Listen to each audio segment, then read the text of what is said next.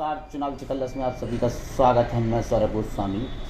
Jhansi Lalitpur Lok Sabha seat पर इस समय बहुत ज़बरदस्त घमासान मची हुई है और शायद ये देखने में इस तरीके की चीज़ें सामने आ रही हैं कि जैसे सीट फंस गई हो।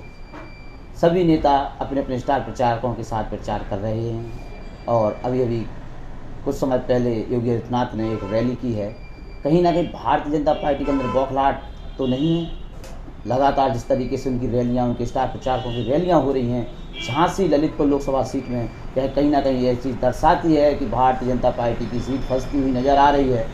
आइए जानते हैं सपा बीएसपी गठबंधन को जो एक मजबूती प्रदान हुई है और झांसी ललितपुर प्रभारी हैं हमारे साथ श्री तिलक यादव जी, सपा बीएसपी गठबंधन को देख रहे हैं।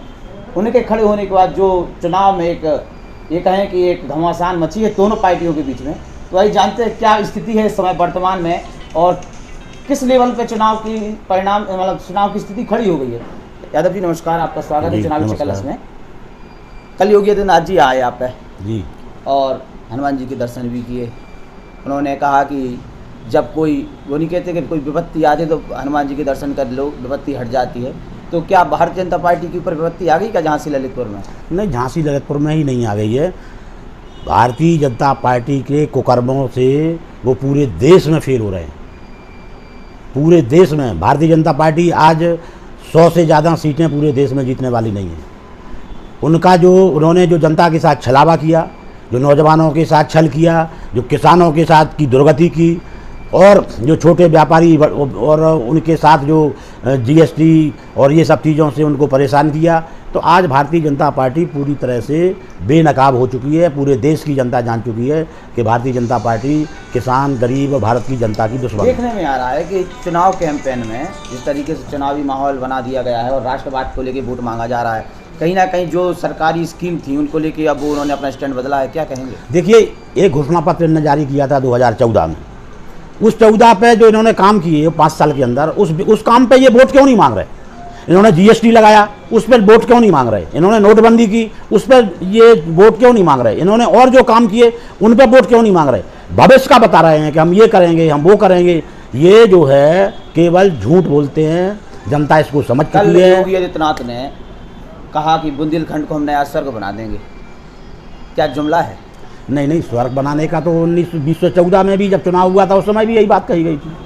और योगी जी 3-2.5 साल हो गए उनको, कुछ एक काम बताएं जो ललितपुर, झांसी या बुंदेलखंड में उन्होंने शुरू किया हो, जो केवल अखिलेश यादव जी की जो काम थे, चाहे ललितपुर की सड़कें हों, चाहे ललितपुर के बांध हों, उन्हीं का फीता काट रहे हैं केवल।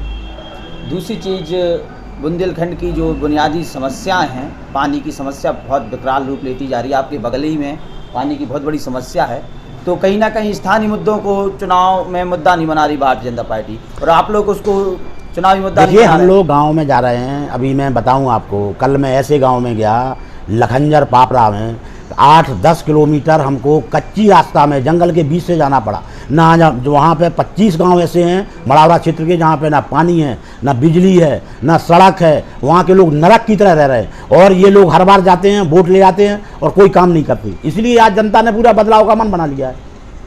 आज अभी देखने में आ रहा कि आप लोगों की रैलियों में भीड़ बहुत जुड़ रही है और वहीं बीजेपी की कई रैलियों में भीड़ नहीं आ रही है, तो क्या जनता का समर्थन मिलने लगा है आपको? नहीं, जनता का तो ज़बरदस्त समर्थन है। हम फिर कह रहे हैं, हमने पहले भी कहा कि भारतीय जनता पार्टी जमानत जब्त की ओर पहुंच रही है।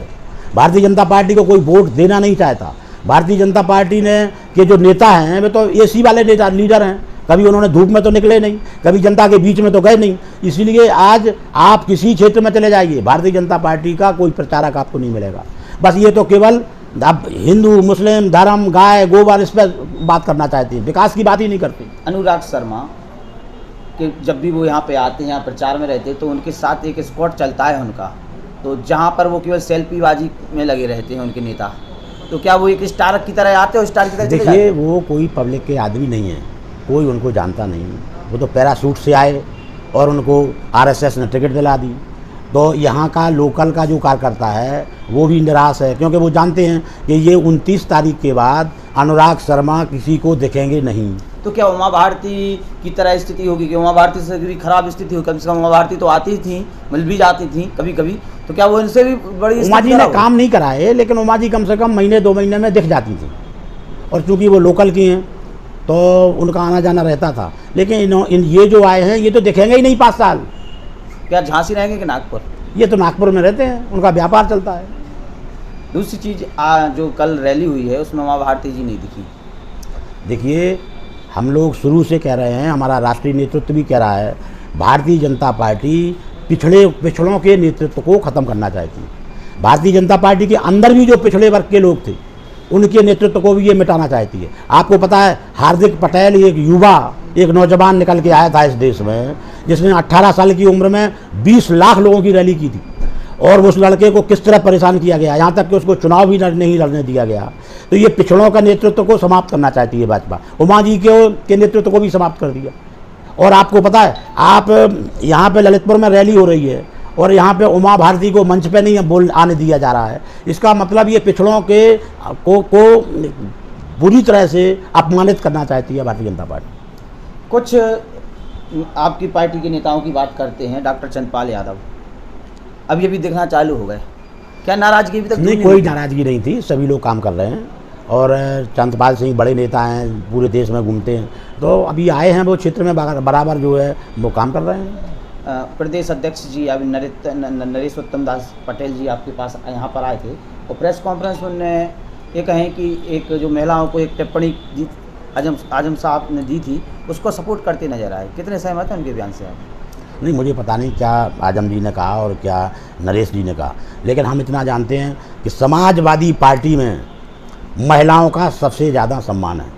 डॉक्टर लोहिया कहते थे कि महिलाओं को आगे रखो, महिलाओं के बगैर ये अधूरा भारत रहेगा, विकास नहीं हो सकता। महिलाओं के सम्मान के लिए समाजवादी पार्टी हमेशा संघर्ष। आपने देख लिया भारतीय जनता पार्टी के लोगों का चरित्र, आपने देखा होगा, ये कुलदीप सेंगर से लेकर और कितने भाजपा के नेता हैं, कितने बड़े ये साधु संत हैं, ये जिनको नरेंद्र मोदी जी जिनको आदर्श मानते थे, आसाराम बापू, उनका क्या हास्र है, ये सब आप लोग जानते हैं। ये भारतीय जनता पार्टी झूठ, फरेब और छल फैलाने वाली पार्टी है। देखने में क्या आ रहा है कि कुछ दल बदलू जो हमेशा सत्ता के पास रहना चाहते हैं, कभी कुछ समय पहले सपा में थे, अब आजकल वॉशिंग मशीन बन गई बीजेपी, उसमें शामिल हो रहे।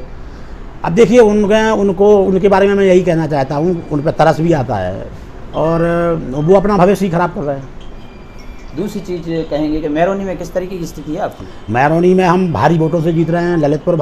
ललितपुर ज़िले में हम 1 से लेकर 1.5 लाख वोटों से चुनाव जीतेंगे। मैरोनी की स्थानीय समस्याएं कुछ, आप जब चुनाव प्रचार में गए तो क्या कमियां दिखी वहाँ? मैरोनी क्षेत्र में खासकर जो मड़ावरा का इलाका है, सौजना का इलाका है, वो बहुत पिछड़ा हुआ इलाका है।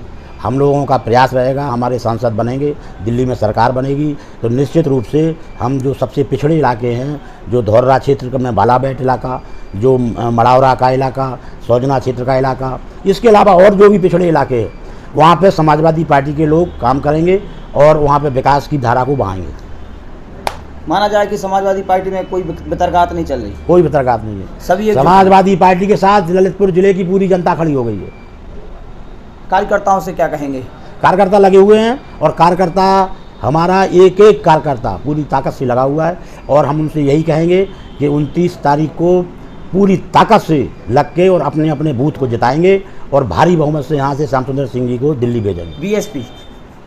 बीएसपी का नेतृत्व आपके साथ खड़ा है? बीएसपी का नेतृत्व पूरी ताकत से लगा है। बीएसपी का कार्यकर्ता, एक एक कार्यकर्ता जो गाँव में रहता है, पूरी ताकत से लगा हुआ है गठबंधन के साथ। और हम लोगों को ये लगता है कि जिस तरह बीएसपी और सपा के लोग लगे हुए हैं, ये हम जो पहले कहा हमने कि बीजेपी जमानत जब्त की ओर जा रही है।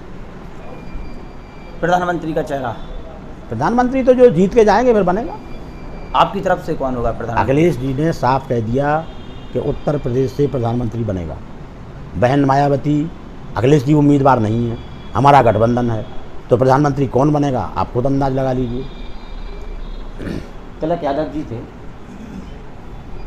उमा भारती पर बहुत निशाने साधे और आज कहीं ना कहीं उमा भारती की जो अनदेखी की गई है भारतीय जनता पार्टी के द्वारा, उस पर संवेदना भी व्यक्त कर रहे हैं तिलक यादव जी। वो कह रहे हैं कि कहीं ना कहीं पिछड़ों की राजनीति को ख़त्म करने की ओर भारतीय जनता पार्टी ने एक कदम बढ़ाया है। स्थानीय नेता हैं, सांसद रही हैं, मंत्री भी रही हैं उमा भारती, और जहाँ योगी आदित्यनाथ की रैली में उन्हें नहीं बुलाया गया है, उसको लेके उनकी समाज में बहुत आक्रोश देखने को मिल रहा है। तमाम उनके नेता इन सब चीज़ों को लेकर चुनावी माहौल बनाने की तैयारियों में लगे हुए हैं। चुनावी चिकलस में पुनः किसी नए व्यक्ति के साथ आपसे पुनः रूबरू होंगे। जय हिंद, जय भारत। 29 तारीख को वोट डालने जरूर जाएं, लोकतंत्र को मजबूत करें। नमस्कार। नमस्कार।